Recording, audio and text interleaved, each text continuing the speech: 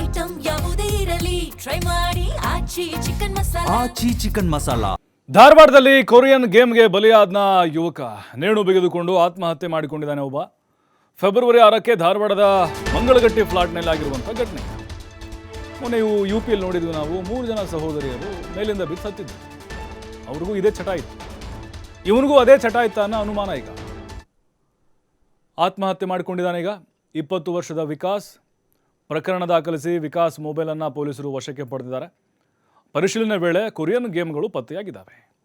Online ಗೇಮ್ಸ್ಗೆ addict ಆಗಿದ್ದಂತೆ ಈ ವಿಕಾಸು. ಮನೆಯಲ್ಲಿ ಯಾರಿಗೂ ಗೊತ್ತಿಲ್ಲದೆ ಗೇಮ್ ಆಡ್ತಾ ಇದ್ದ. ಪೋಷಕರು ಗಮನಿಸಬೇಕು ಮಕ್ಕಳು ಮೊಬೈಲಲ್ಲಿ ಏನು ಮಾಡ್ತಾರೆ ಅಂತೇಳಿ. ಆತ್ಮಹತ್ಯೆಗೂ ಮುನ್ನ ನನ್ನ ಸಾವಿಗೆ ನಾನೇ ಕಾರಣ ಅಂತ ಸೆಲ್ಫ್ ಮೆಸೇಜ್ ಬೇರೆ ಮಾಡಿದ್ದಾನೆ. ಮೊಬೈಲ್ನಲ್ಲಿ ತನಗೆ ತಾನೇ ಮೆಸೇಜ್ ಮಾಡಿಕೊಂಡಿದ್ದ. ಅಸಹಜ ಸಾವು ಅಂತ ದೂರನ್ನು ದಾಖಲು ಮಾಡಿಕೊಂಡಿದ್ದಾರೆ ಪೊಲೀಸರು. ಧಾರವಾಡದ ಉಪನಗರ ಪೊಲೀಸ್ ಠಾಣೆಯಲ್ಲಿ ಪ್ರಕರಣ ದಾಖಲಾಗಿದೆ. ನೋಡಿ, ಕೊರಿಯನ್ ಗೇಮ್ ಅನ್ನೋದಿದೆಯಲ್ವಾ, ಒಂದು ರೀತಿ ಹುಚ್ಚು ಹಚ್ಚಿಬಿಡ್ತದು. ಕೊರಿಯನ್ನು ಪಾಪು, ಕೊರಿಯನ್ನು ಮ್ಯೂಸಿಕ್ಕು, ಕೊರಿಯನ್ ಅಂದರೆ ಅವ್ರದ್ದು ಹಾಗೆ ಅಟ್ಯಾಚ್ಮೆಂಟ್ ಅದು. ಅದಕ್ಕೆ ಹಚ್ಕೊಂಡ್ಬಿಟ್ರೆ ಒಂದು ಸಾಯಬೇಕು ಅಥವಾ ಅದರಲ್ಲಿ ಇರಬೇಕು, ಹಂಗೆ ಮಾಡಿಬಿಡುತ್ತದು. ಹೊಸ ಹೊಸ ಟಾಸ್ಕ್ಗಳನ್ನು ಕೊಡೋಕ್ಕೆ ಶುರು ಮಾಡ್ತಾರೆ. ಈ ಬ್ಲೂ ವೇಲ್ ಅಂತ ಒಂದು ಗೇಮ್ ಇದೆ, ಅದು ಹಾಗೆ ಟಾಸ್ಕ್. ಅದು ಅಂದರೆ ನೇಣು ಹಾಕೊಳ್ಳೋದು ಅಥವಾ ಸುಸೈಡ್ ಮಾಡ್ಕೊಳ್ಳೋ ಟಾಸ್ಕ್ ಕೊಡ್ತಿತ್ತದು. ಅದು ಭಾಳ ಡೇಂಜರು. ಮತ್ತು ಇದು ಕೂಡ ಹಾಗೆ ಹೊಸ ಹೊಸ ಟಾಸ್ಕ್ ಬರ್ತಾನೆ ಇತ್ತು. ಅಡಿಕ್ಟ್ ಆಗಿಬಿಟ್ರೆ ಮುಗೀತಿದ್ದಕ್ಕೆ. ಮತ್ತಷ್ಟು ಮಾಹಿತಿ ನಮ್ಮ ಪ್ರತಿನಿಧಿ ಯಲ್ಲಪ್ಪ ನೀಡ್ತಾರೆ. ಯಲ್ಲಪ್ಪ, ಮೊನ್ನೆ 3 ಜನ ಸಹೋದರರು ಇದೇ ಮಾದರಿಯಲ್ಲಿ ಸಾವನ್ನಪ್ಪಿದ್ರು ಅಡಿಕ್ಟ್ ಆಗಿ. ಈಗ ವಿಕಾಸಂದು ಕ್ಲಿಯರಾಗಿ ಗೊತ್ತಾಗ್ತಿದೆಯಾ ಅಡಿಕ್ಟ್ ಆಗಿದ್ದ ಅನ್ನೋದು? ಬಟ್ ಆ ಭಾಗದಲ್ಲೂ ಕೂಡ ಕೊರಿಯನ್ ಗೇಮ್ ಹಾವಳಿ ಹೆಚ್ಚಾಗ್ತಿದೆ ಅಂತಂದರೆ ನಿಜಕ್ಕೂ ಪೋಷಕರು ಬಹಳ ಅಲರ್ಟ್ ಆಗಿರಬೇಕು ಅನ್ನುವಂಥ ಒಂದು ಸಂದೇಶವನ್ನು ಕೊಡ್ತಾ ಇದೆ.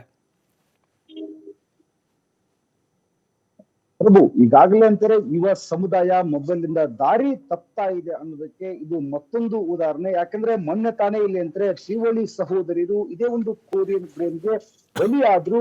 ಕಟ್ಟಡ ಮೇಲಿಂದ ಜಿಗಿದು ಇಲ್ಲದ್ರೆ ಆತ್ಮಹತ್ಯೆಗೆ ಶರಣಾಗಿದ್ರು. ಈ ಪ್ರಕರಣ ಇನ್ನೂ ಸಹ ಇಲ್ಲಂದ್ರೆ ನಮ್ಮ ಕಣ್ಣ ಮುಂದಿದೆ.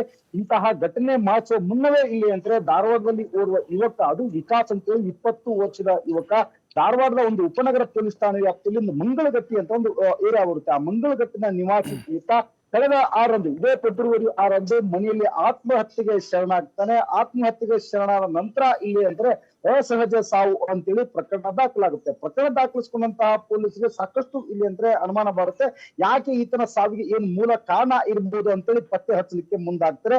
ಆತನ ಮೊಬೈಲ್ ಅನ್ನ ಇಲ್ಲಿ ಅಂದ್ರೆ ತೆಗೆದುಕೊಳ್ತಾರೆ. ಮೊಬೈಲ್ ಅನ್ನ ತೆಗೆದುಕೊಂಡು ಇಲ್ಲಿ ಅಂದ್ರೆ ತನಿಖೆಯನ್ನ ಆರಂಭಿಸಿದಾಗ ಭಯಾನಕ ವಿಷಯ ಇಲ್ಲಿ ಅಂದ್ರೆ ಧಾರವಾಡದ ಒಂದು ಉಪನಗರ ಪೊಲೀಸರಿಗೆ ಗೊತ್ತಾಗಿತ್ತು. ಏನು ಅಂತಂದ್ರೆ ಆತನ ಮೊಬೈಲ್ ನಲ್ಲಿ ಸಿಕ್ಕಾಪಟ್ಟೆ ಇಲ್ಲಿ ಅಂದ್ರೆ ಅದು ಗೇಮ್ ಆ್ಯಪ್ಗಳೇ ಇಲ್ಲಿ ಅಂತಂದ್ರೆ ಇನ್ಸ್ಟಾಲೇಷನ್ ಆಗಿರ್ತವೆ. ಆ ಗೇಮ್ ಆ್ಯಪ್ಗಳ ಇನ್ಸ್ಟಾಲೇಷನ್ ನಲ್ಲಿ ಪ್ರಮುಖವಾಗಿದ್ದು ಇಲ್ಲಿ ಅಂತಂದ್ರೆ ಕೊರಿಯನ್ ಅನ್ನುವಂತಹ ಒಂದು ಗೇಮ್.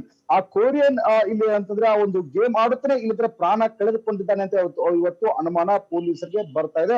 ಅದರ ಜೊತೆಗೆ ಆತನ ಮೊಬೈಲ್ ಏನಿದೆ FSL ಗೆ ಕಳಿಸುವಂತ ಕೆಲಸವನ್ನ ಪೊಲೀಸರು ಮಾಡಿದ್ದಾರೆ.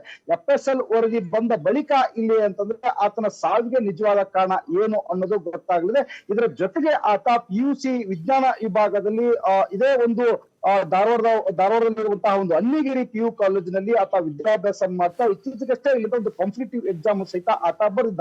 ಅದರಲ್ಲಿ ಅನುತ್ತೀರ್ಣಗೊಳ್ತಾನೆ. ಅನುತ್ತೀರ್ಣಗೊಂಡ ನಂತರ ಮನೆಯಲ್ಲಿ ಆತನಿಗೆ ಮಾನಸಿಕ ಖಿನ್ನತೆಗೆ ಒಳಗಾಗಿ ಮನೆಯಲ್ಲಿ ಏಕಾಂಗಿಯಾಗೆ ಮೊಬೈಲ್ ನಲ್ಲಿ ನೋಡ್ಕೊಳ್ತಾ ಕುಳಿತುಕೊಳ್ತಿದ್ದ ಅಂತೇಳಿ ಆ ಕುಟುಂಬಸ್ಥರು ಪೊಲೀಸರು ಹೇಳಿರುತ್ತಿದ್ದು.